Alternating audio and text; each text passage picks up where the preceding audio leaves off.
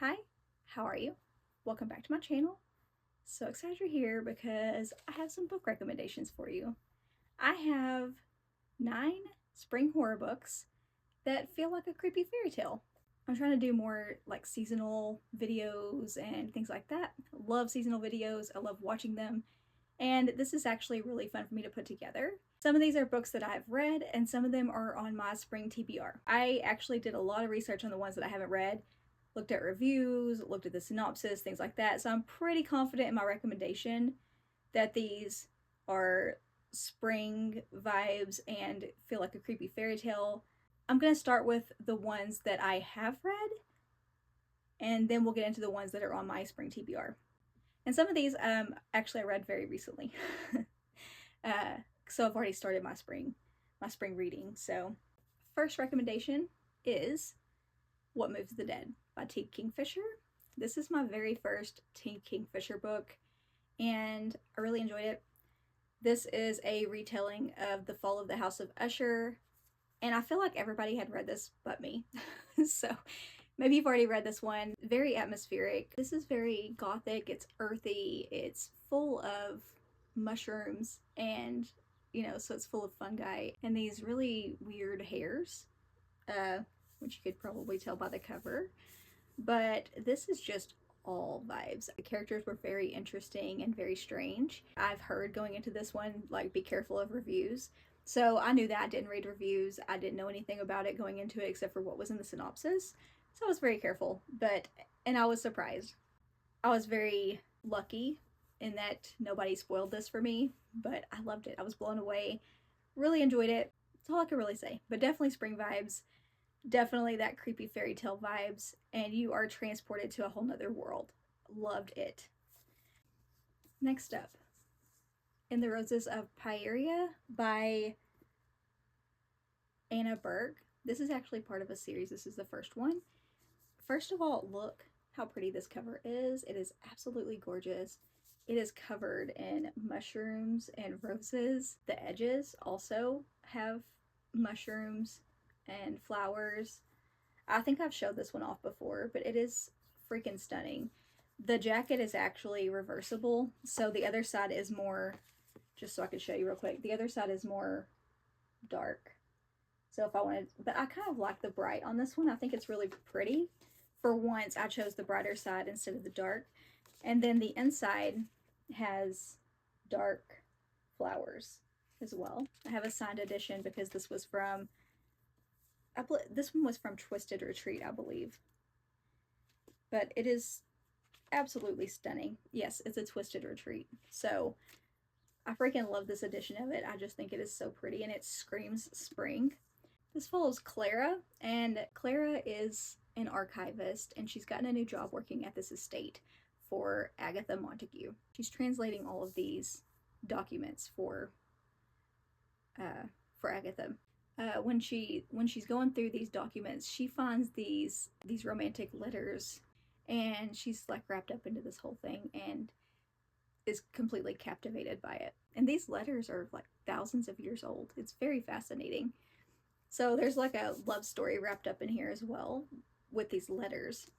So there's that love story, and then also Clara catches feelings for Agatha's assistant, Fia. She's got feelings for Fia. So this is an LGBTQ book, which I love. While she's kind of smitten and she's, all wrapped up in these letters, she's also started to figure out that there's something not quite right with Agatha. There's something up with Agatha. She starts to get a little suspicious. By the time she figures it out, it's a little too late to run. That's all I'll really say. But the grounds are gorgeous. You have cottagecore vibes. You have dark academia vibes. There are topiaries. There are these like topiary mazes. I think that's the right word to say, topiary mazes. Roses everywhere, like exotic roses everywhere. There are all sorts of exotic plants and mushrooms and like fungi and things like that. This is it was sexy, dark, atmospheric, really, really beautifully written. And I love that there were kind of two stories happening at the same time. But I really enjoyed this one. Definitely had the vibes. I want to be careful not to give anything away, but it says it here, so it's okay. Award-winning author Anna Burke delivers the shivers in this daring queer dark fantasy romance teeming with sensuous vampires, dark academia, plant horrors, and terrifying fungal fae. So, yeah, you have vampires, fae, and dark academia and cottagecore vibes. It is all freaking there. And then plant horrors on top of it. So gorgeous. And then she actually is staying in a cottage, this very charming cottage on these grounds. It's perfect. And also, the horror of this hit to me out of freaking nowhere. I'm like, this is actually pretty cozy. Is this going to be a cozy horror situation? And then the darkness hit out of nowhere. So, yeah, really good. This is one that you've heard me mention before, but I'm going to mention it for this recommendation list, and that is The Bog Wife by Kay Chronister. While this goes through pretty much all the seasons on the bog, spring vibes were there, I feel like, through the whole time because of it being on a bog, and it very much had that earthy vibe to it, and it was very descriptive, and it definitely felt like you were there with all the plants and the bog being a character in and of itself, because this follows 5 siblings and they are tied to this bog by an ancient contract. They provide to the bog, and in return the bog provides for them.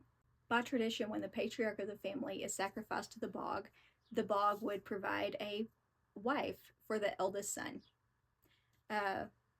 In this time, however, a wife is not provided. So that leaves the siblings unsure what to do for once. You know, all their lives, this is how it's been. This was the plan all along. This is how everything has always been. And they're very sheltered from the outside world. They have no idea really how to function in normal society. So, and they're adults, they're all adults at this point. But they all of a sudden don't have their father, they don't have their mother, and a wife isn't provided, so they're just lost. They're all lost. They're all dealing with it in different ways, and they're not functioning like normal. I say normal. They're not functioning like people in regular civilization would function. This very unique, weird, very well written, gorgeous, atmospheric. It's very gothic, earthy, and you feel like you're there. The bog is a character. Also, the house itself has the gothic vibes. It's a whole scene. Very much, this gave me We Have Always Lived in the Castle vibes, if you've ever read that. Not only because of the house, but also because of the siblings. Because it's a very weird family, and a very weird family dynamic. But the way they function and just their personalities definitely gave me that We Have Always Lived in the Castle vibes. This has themes of loyalty, depression, family tradition, loneliness, and complicated family dynamics. Enjoyed this way more than I ever thought I would. When I saw the synopsis of this, I thought, well, this is weird. I don't know if I'm gonna like this or not, but I actually ended up loving it. It's not overly scary. The dread for me came from me worrying about the siblings, honestly, because they're so out of touch. Like I said, they're so naive, and I worried about them so much throughout this whole book, and worried for their safety, worried what was going to happen to them. So that's where my sense of dread came from in this. If you enjoy folk horror, if you enjoy magical realism, if you want horror that isn't overly scary, I think you would really enjoy this one. Next up, Bloom by Delilah S. Dawson. Yes, you have heard me talk about this book 1,000,001 times, but it does fit in this list for a very good reason. This actually would go for spring or summer vibes. Gorgeously written. She's starting over. She's recovering from a breakup. She moves to this smaller town, and she meets this woman, Ash, at a farmer's market, which is the perfect setting, right? Ash has this booth where she sells plants, she sells honey, cupcakes, soap, and I mean, it's just, how springy is that, right? But you know, Ro is definitely drawn to Ash. Ash is mysterious and magnetic and pretty, and there's just something about her that draws Ro in. So Ro is just, she's drawn to her. So before you know it, Ro is finding excuses to go to the farmer's market. She's finding excuses to go and buy more cupcakes and ask her all these questions. So any excuse to see her, right? You know, Ro has always been straight, but suddenly Ash has her questioning that. This is a short book, but it packed a punch. I love it so much. I love it's so gorgeously written. There's so many lines in here that were so quotable, and oh, it's such a mood, such a freaking mood. And you know, this is one like the horror and it sneaks up on you. It really does. But when it does, like there's a shift in mood and you're like, oh, okay, there it is. Because at first I was thinking, oh, this is kind of cozy. Again, like this is kind of cozy. Cottagecore vibes, really pretty and springy or summery, whatever, and just very pretty. And then all of a sudden it's like, oh, there was a shift in mood, and then you feel it and you're thinking, oh, yeah. Be careful of reviews. Be careful of reviews because spoilers galore out there. Be careful of trigger warnings. Even if you have trigger warnings, I understand you have to look them up, but trigger warnings could give this whole thing away.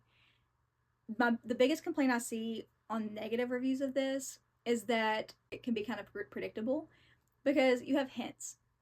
The book gives you hints, like you kind of see where it's heading, but I think that's intentional on the author's part. I think she wants you to be on the outside looking in and almost screaming at Ro, girl, get out of there. What are you doing? Do you not see the red flags?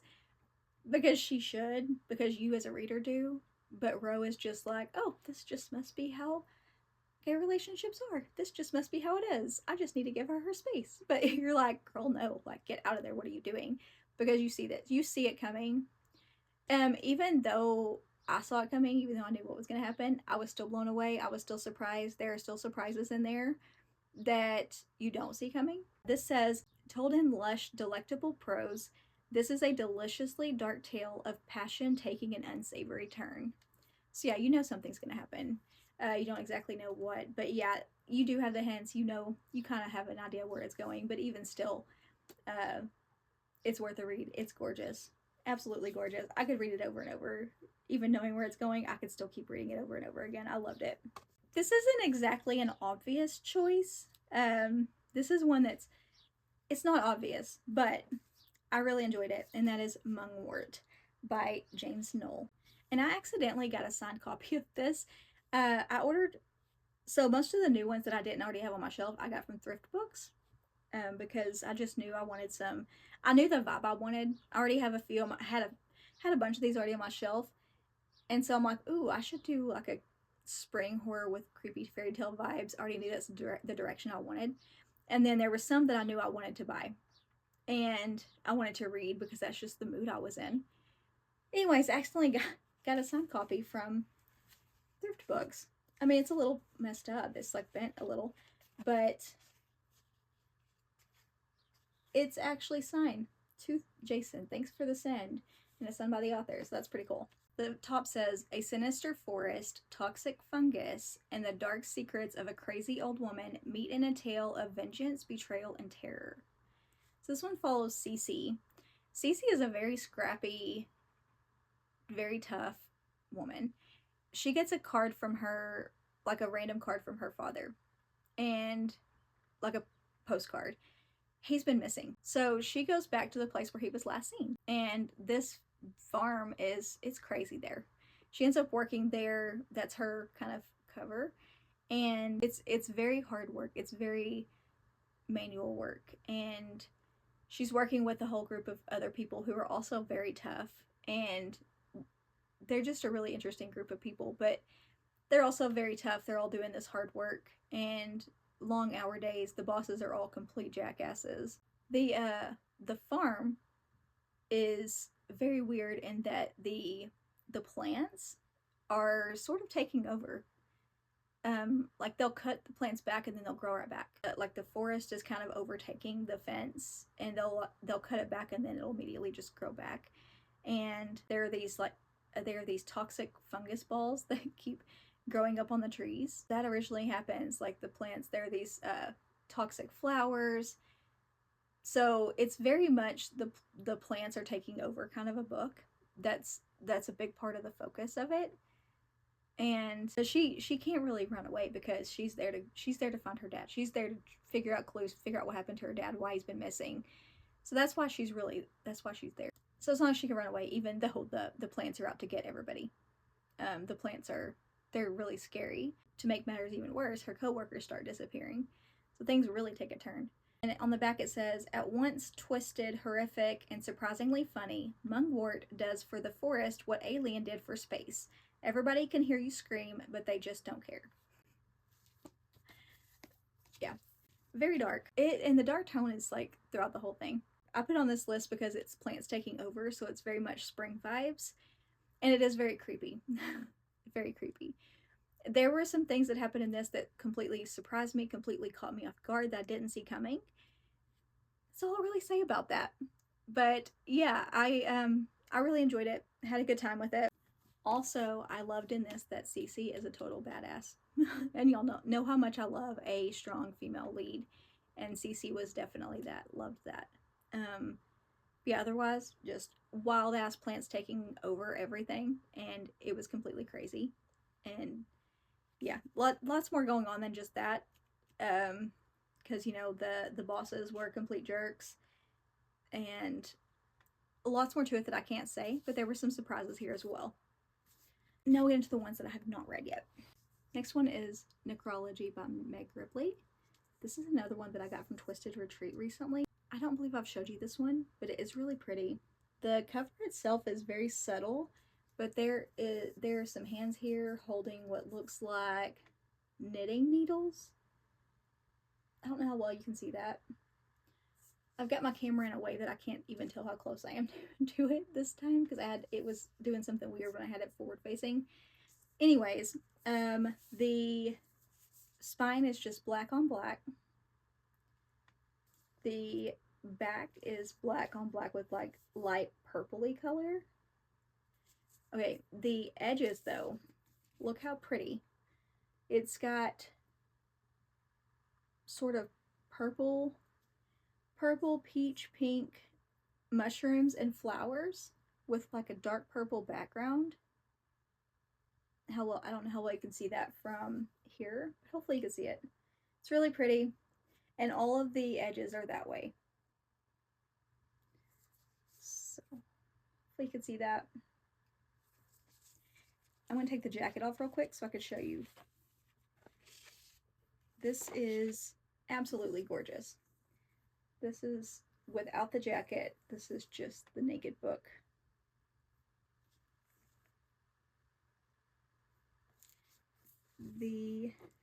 Under the jacket, or this is the inside art, the cover art, not the cover art, end page art, that's the word.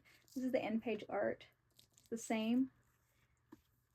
The edge of this one, the spine of this one is a foiling with a pretty purple foiling.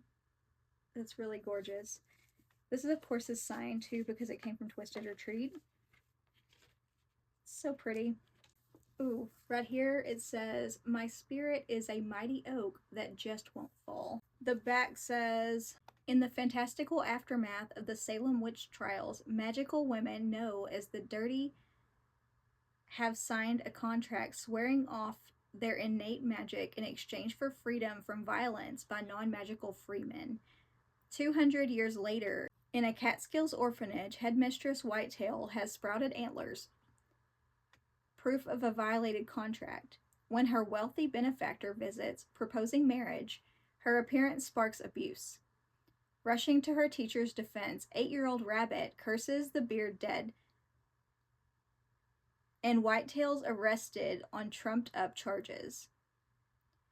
As Whitetail awaits her trial and execution, Rabbit is groomed as the Freeman's star witness and learns of the terrifying reality to which they aspire. With her magic at stake and a loose tooth in her mouth, Rabbit has little left to lose and a revolution to gain. Oh, I love that. I love their names too. Rabbit and Whitetail. I know one review said it's one of those books where you can vividly feel and see the world and the people, the creatures, and all of that. And there's something about the balance with the earth. So I believe it is going to be very earthy, and also with the magic, and there's a lot of feminism in this, and obviously it's going to be witchy. And so I think this is going to be really good. There aren't a whole bunch of reviews on this one yet, but I'm really looking forward to reading it.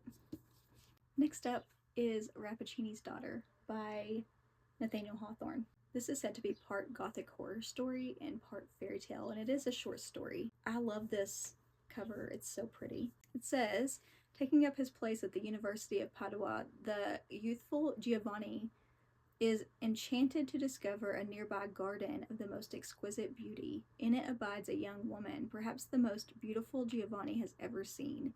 Yet as he looks out from an upstairs window, he soon learns that far from stemming from the gentle hand of Mother Nature, the garden and the matchless Beatrice are in fact the result of a monstrous abomination of creativity. Part fairy tale, part gothic horror story, Hawthorne's Rappaccini's Daughter is an inspired tale of creation and control, and an ingenious biblical parody. In the back, there's a quote on the back that says, "Was this garden then the Eden of the present world? And this man, with such a perception of harm and what his own hands caused to grow, was he the Adam?" Yeah, I've heard great things about this. I've been really wanting to read it and finally have my own copy of it. Next up, we have A Botanical Daughter by Noah Medlock. This is one I've been saving for spring. I wanted to be able to set the mood when I read this one because I just had a good feeling about it, and I've heard great things about it. This is described as a captivating tale of two Victorian gentlemen hiding their relationship away in a botanical garden who embark on a Frankenstein-style experiment with unexpected consequences. Yeah, that sounds amazing. And I know one of them, Gregor's business is exotic plants, lucrative but harmless enough. And Simon is working on his taxidermical art. What a wild combination. Gregor with the exotic plants, he's discovered a strange fungus which shows signs of intellect beyond any plant he's ever seen. And that inspires him to attempt a masterwork, true intelligent life from plant matter. Plants can't be reasoned with, they can't be controlled. So even though his plan is flawed, he carries on with it. He's determined. He's going to keep going. And he decides to use a recently deceased corpse for the substrate. And bad things happen. So it sounds nice and weird, and also very atmospheric, and possibly really gruesome. And I'm here for it. Last one is House of Hollow by Krystal Sutherland. I've heard this described as a modern, twisted, dark fairy tale. And how much more perfect could that be? This says, this haunting modern fairy tale will wrap you up like a glittering fog before going for your throat. Yes, please. Iris Hollow and her two sisters have always been strange.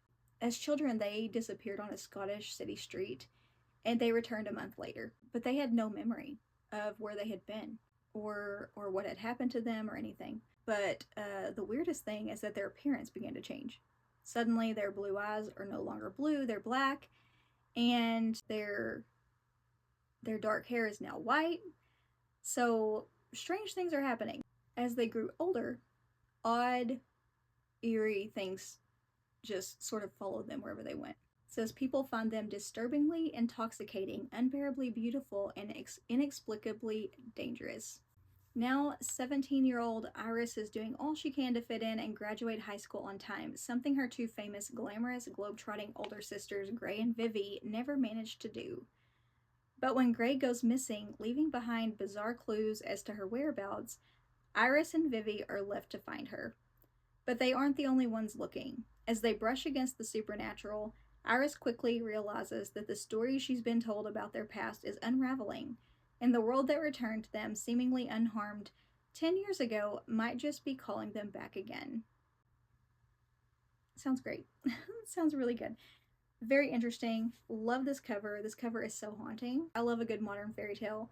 Another quote on here says, wonderfully creepy and full of unnerving supernatural flourishes. Yes. This is another one that I got from Thrift Books. It has these pretty flowers throughout. Love that. So hopefully that will help you out if you wanted any spring vibes books for your TBR. I'll have to let you know how the ones go that I haven't read yet. Let you know if they really do have spring vibes. I'm confident that they will based on what I've read. Like I said, I did a lot of research on them because I didn't want to throw anything out there that I wasn't really confident actually had spring vibes. Anyways, I'll let you know. Also, if you have any more recommendations, I'm all for it because this is the mood I'm in right now. I want as much of this vibe as I can get. I just want to be transported to this other world, but I still want creepy. I still want horror. I still want to be scared, but I just want to be transported to another world. You know what I mean?